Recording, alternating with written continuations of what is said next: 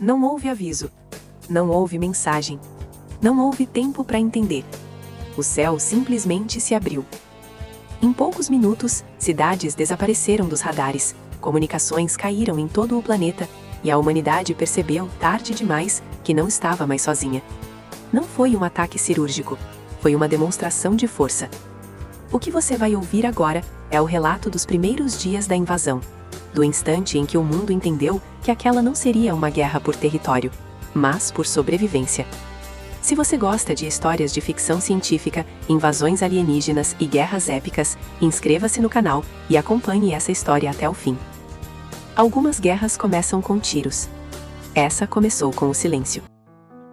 O primeiro impacto não foi visível, foi sentido antes que qualquer objeto surgisse no céu. Antes que os radares enlouquecessem ou que as imagens começassem a circular, houve uma sensação coletiva difícil de descrever. Um peso estranho no ar, como se o planeta inteiro tivesse sido envolvido por algo maior do que ele mesmo. Animais ficaram inquietos. Sistemas eletrônicos apresentaram falhas simultâneas em diferentes continentes. Satélites começaram a sair de órbita sem explicação imediata. Em seguida, o céu mudou. Não se abriu com explosões ou fendas luminosas. Ele simplesmente deixou de parecer distante. Nuvens foram empurradas para fora do lugar como se algo gigantesco estivesse ocupando o espaço acima da atmosfera. Em alguns pontos do planeta, o azul escureceu de forma abrupta. Em outros, tornou-se opaco, quase metálico. Pessoas olharam para cima ao mesmo tempo, sem saber por quê. Então os radares falharam. Centros de monitoramento registraram centenas de contatos surgindo de uma vez, sem trajetória de aproximação. Não vinham do espaço profundo, não cruzavam órbitas conhecidas, apenas estavam ali. Objetos de tamanhos variados, estáveis, silenciosos, posicionados com precisão matemática sobre áreas estratégicas do planeta. Cidades inteiras ficaram sem comunicação em segundos. As primeiras imagens transmitidas eram confusas, silhuetas gigantescas pairando acima das nuvens, estruturas que não se moviam como aeronaves conhecidas. Não havia propulsão visível, nem ruído. O silêncio era absoluto, e isso foi o que mais aterrorizou. Não havia sinal de ataque imediato, apenas presença. A humanidade teve poucos minutos para tentar entender. Os sistemas de defesa foram ativados quase por reflexo. Protocolos antigos, nunca realmente testados, entraram em execução. Mísseis foram armados. Caças decolaram. Satélites militares tentaram ajustar foco e distância. Tudo aconteceu rápido demais para qualquer coordenação real. O primeiro disparo humano marcou o fim da ilusão de controle. O míssil desapareceu antes de atingir o alvo. Não foi desviado. Simplesmente deixou de existir a uma distância precisa da estrutura alienígena. Sensores registraram uma anulação total de energia no ponto de impacto, como se a própria física tivesse sido desligada por um instante. Outros disparos seguiram. O resultado foi o mesmo. Foi então que eles responderam. Não houve bombardeio indiscriminado. Não houve chuva de fogo. O ataque foi seletivo, cirúrgico e devastador. Feixes de energia atravessaram a atmosfera com precisão impossível, atingindo centros de comando, bases militares, instalações de defesa aérea. Em menos de uma hora, grande parte da capacidade de resposta organizada do planeta foi neutralizada. Cidades não foram destruídas imediatamente. Elas foram isoladas. Redes elétricas colapsaram em cascata. Sistemas de abastecimento pararam. Aviões perderam comunicação e foram forçados a pousos de emergência. Navios ficaram à deriva. O mundo moderno, dependente de conexões invisíveis, foi desligado como um sistema obsoleto. O pânico veio depois.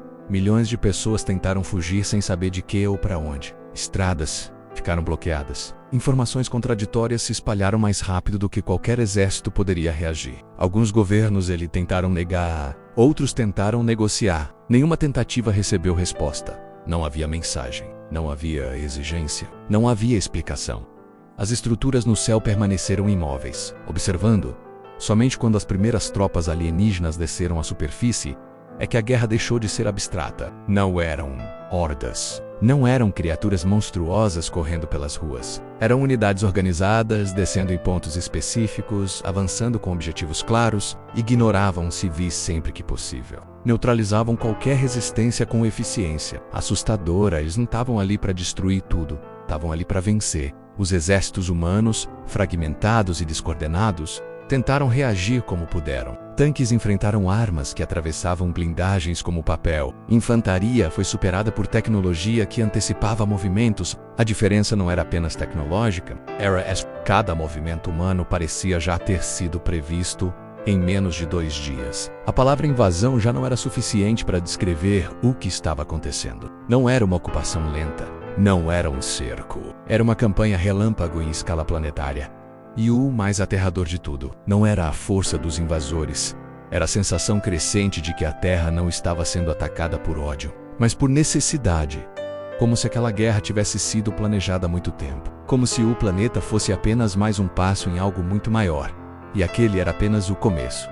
A resistência humana não começou como estratégia, começou com instinto, sem coordenação global, sem cadeia de comando funcional, grupos isolados passaram a reagir como podiam. Militares sobreviventes se misturaram a forças locais, policiais, civis armados, qualquer um disposto a não aceitar a ocupação silenciosa. A guerra, naquele estágio, deixou de ser planetária e se tornou fragmentada, travada em bolsões de sobrevivência, espalhados pelo mundo. Os invasores avançavam com método. Eles não tomavam cidades por completo, desmontavam-nas. Pontos vitais eram neutralizados em sequência precisa. Energia, comunicação, transporte, armazenamento. Depois, avançavam para o próximo alvo. Não havia pressa. O tempo parecia trabalhar a favor deles. Foi nesse cenário que surgiram os primeiros relatos. Perturbadores unidades humanas relatavam que certos ataques alienígenas cessavam segundos antes de aniquilar. Completamente uma posição no por error, não por falha. Simplesmente paravam, como se aquela resistência específica tivesse deixado de ser relevante. Em outros pontos, forças muito menores eram eliminadas com brutalidade desproporcional. Eles estavam selecionando. O padrão começou a se repetir. Áreas com maior densidade populacional eram contidas, não destruídas. Regiões com produção estratégica eram preservadas após a tomada. Centros culturais e históricos eram ignorados. Não havia saque. Não havia ocupação visível prolongada. Apenas controle indireto.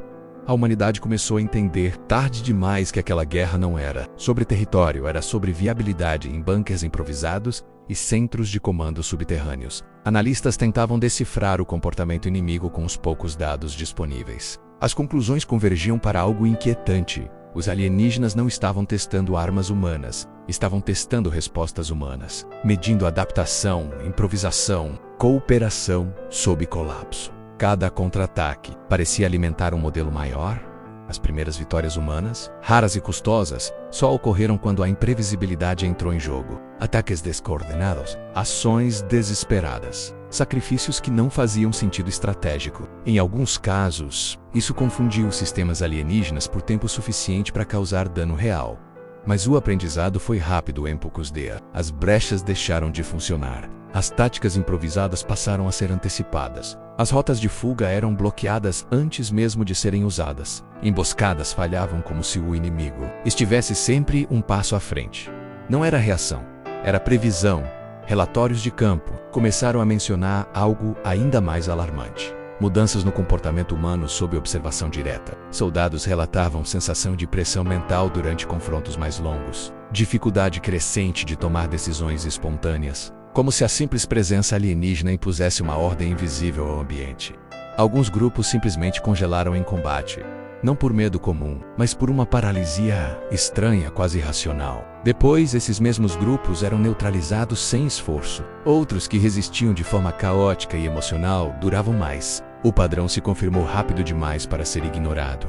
A lógica humana estava sendo explorada como fraqueza enquanto algo ainda mais grave começou a acontecer nos bastidores. Sistemas alienígenas passaram a se conectar às infraestruturas humanas remanescentes, não para destruí-las, mas para operá-las melhor. Redes elétricas voltavam a funcionar sob controle desconhecido. Distribuição de água era restabelecida em áreas específicas. O caos era reduzido. Seletivamente, em zonas sob controle indireto, a vida continuava. Não livre. No normal, mas functional, pessoas recebiam alimento. Serviços básicos retornavam. Em troca, nenhuma resistência era tolerada. Não havia soldados alienígenas patrulhando ruas. Não era necessário. O controle era sistêmico.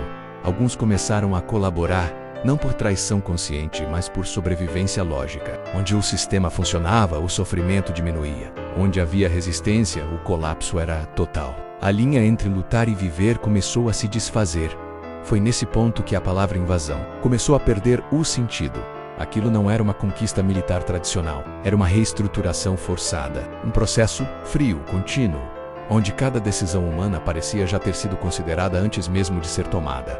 E quanto mais a humanidade tentava entender o inimigo, mais clara ficava uma percepção aterradora.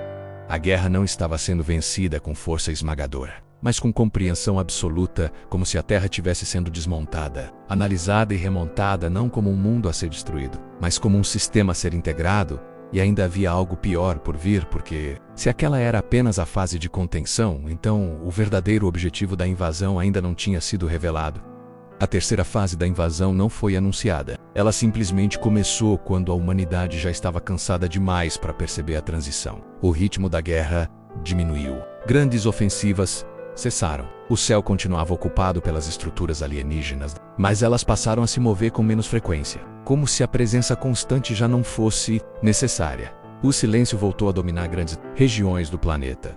Foi nesse silêncio que a verdadeira mudança aconteceu. Sistemas humanos começaram a receber ajustes. Não comandos diretos, não mensagens explícitas, mas correções sutis. Rotas de abastecimento foram reorganizadas de maneira mais eficiente do que qualquer planejamento anterior. Processos industriais voltaram a operar com precisão otimizada. Cadeias logísticas improvisadas passaram a funcionar, melhor sob uma lógica que ninguém conseguia rastrear completamente. A guerra estava sendo substituída por administração, governos que ainda existiam tentaram se rearticular. Alguns líderes reapareceram com discursos de reconstrução e estabilidade. Outros simplesmente desapareceram do cenário político. Em muitos casos, decisões críticas eram tomadas e executadas antes mesmo de reuniões serem concluídas. A sensação de urgência foi substituída por uma estranha normalidade. As pessoas começaram a se adaptar. Onde havia alimento, energia e segurança, a resistência enfraquecia. Onde o caos persistia, a população migrava em massa para zonas sob controle indireto alienígena. Não havia propaganda, não havia imposição ideológica, apenas resultados concretos, e os resultados funcionavam. Relatórios de saúde indicavam redução drástica de doenças relacionadas ao estresse e à escassez. Violência urbana despencava em áreas estabilizadas. Conflitos locais eram resolvidos antes de escalar. O mundo, ferido e traumatizado, começava a operar de forma mais previsível demais. Analistas humanos tentaram entender os critérios por trás das decisões que agora moldavam o planeta. Padrões começaram a surgir. Regiões com alta instabilidade histórica recebiam um controle mais rígido. Zonas com maior capacidade de adaptação mantinham certa autonomia operacional. Era como se o planeta estivesse sendo classificado por níveis de compatibilidade. A palavra ocupação já não se aplicava. Não havia fronteiras redefinidas. Não havia símbolos de poder visíveis. As estruturas alienígenas no céu tornaram-se parte da paisagem, tão presentes quanto nuvens ou satélites. Crianças cresceram sem lembrar de um céu vazio. A resistência organizada começou a se fragmentar de vez. Grupos que insistiam em lutar passaram a ser tratados como anomalias, não como inimigos prioritários, mas como ruído estatístico. Eles eram isolados, contidos, neutralizados quando necessário, nunca exterminados em massa. Não era eficiente. Foi nesse período que surgiram os primeiros relatos realmente perturbadores. Pessoas começaram a relatar dificuldade em tomar decisões sem auxílio de sistemas automatizados. Escolhas simples geravam ansiedade desproporcional. A dependência por orientações externas crescia, não por coerção, mas por hábito. A autonomia estava sendo desaprendida. Universidades que ainda funcionavam perceberam mudanças sutis no perfil cognitivo dos estudantes. Menor tolerância à incerteza, maior busca por respostas definitivas, criatividade diminuída em troca de precisão. O pensamento humano estava se ajustando ao novo ambiente. E então vieram os convites. Não anúncios públicos, não comunicações oficiais, apenas oportunidades que surgiam para determinados indivíduos, funções administrativas, papéis de intermediação, pessoas escolhidas para facilitar a transição entre sistemas humanos e alienígenas. Não eram líderes, eram interfaces. Esses indivíduos não recebiam ordens diretas, recebiam contextos, passavam a compreender cenários complexos com clareza normal, tomavam decisões acertadas sem saber exatamente como chegaram a elas. Eram valorizados, respeitados e rapidamente se tornavam indispensáveis.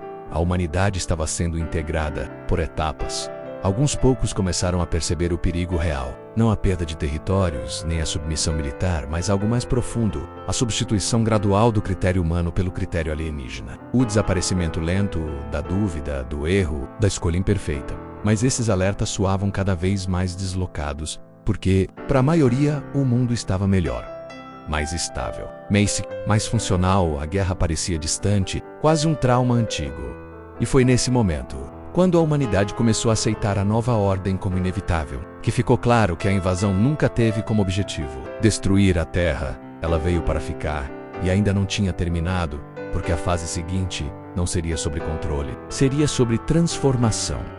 A fase final começou sem sinais visíveis. Nenhuma nova frota no céu, nenhuma ofensiva, nenhuma mudança brusca. O planeta já estava estabilizado demais para precisar disso. A transformação não exigia espetáculo, exigia continuidade. Os primeiros sinais apareceram no corpo humano. Não mutações grotescas, não alterações externas, mudanças internas quase imperceptíveis. Novos protocolos de saúde começaram a ser implementados em zonas estabilizadas, ajustes nutricionais precisos, rotinas de sono otimizadas, tratamentos preventivos que reduziam drasticamente falhas metabólicas e neurológicas. A expectativa de vida aumentou em poucos meses. As pessoas chamaram isso de progresso. Poucos perceberam que esses ajustes vinham acompanhados de outra consequência: a redução gradual da variabilidade humana. Menos extremos, menos desvios. Emoções ainda existiam, mas eram reguladas por contextos que favoreciam estabilidade e previsibilidade. O sofrimento diminuiu. A dúvida também. Os sistemas educacionais foram reformulados de maneira silenciosa. Currículos passaram a priorizar resolução eficiente de problemas, adaptação rápida e aceitação de soluções ótimas. Conceitos como conflito moral, dilema ético e questionamento existencial tornariam-se secundários, não proibidos, apenas irrelevantes. A história passou a ser ensinada como um conjunto de erros corrigidos. A guerra, como um ruído do passado. Os poucos focos de resistência restantes já não eram combatidos, eram ignorados. Viviam em zonas marginais desconectadas, sem acesso aos sistemas que agora sustentavam o mundo. Sobreviviam como registros vivos de um comportamento considerado ultrapassado. A escolha ainda existia, mas escolher fora do sistema tinha um custo alto demais. Com o tempo, até mesmo a ideia de invasão perdeu significado. Não havia mais um antes claramente lembrado. As gerações que cresceram sob o novo céu nunca questionaram a presença das estruturas orbitais. Para elas, aquilo era apenas o mundo funcionando como deveria. E funcionava.